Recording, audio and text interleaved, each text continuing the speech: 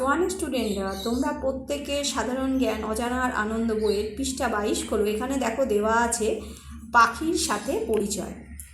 পাখি কাদের বলে? যাদের শরীর পালকে ঢাকা, দুটি পাখা ও ঠোঁট আছে, যারা উঠতে পারে তাদের পাখি বলে। পাখির জন্ম হয় কিভাবে? ডিম ফুটে পাখির জন্ম হয়। কোন কোন পাখি ঝগড়াটে? শালিক, ছাতারে পাখি ঝগড়াটে। কোন পাখিকে শিল্পী পাখি বলে? বাবুইকে শিল্পী পাখি বলে। কোন পাখিকে দর্জি পাখি বলে? টুনটুনিকে দর্জি পাখি বলে। কোন পাখি নিশাচর? পেঁচা নিশাচর। কোন কোন পাখি জলে সাঁতার কাটে? হাঁস, পানকৌড়ি জলে সাঁতার কাটে। পরের পৃষ্ঠায় চলে যাব। বসন্তের দূত কোন পাখি? কোকিল হলো বসন্তের দূত। কোন কোন পাখি উঁচুতে উঠতে পারে? শকুন, বাজ, চিল ইত্যাদি উঁচুতে উঠতে পারে।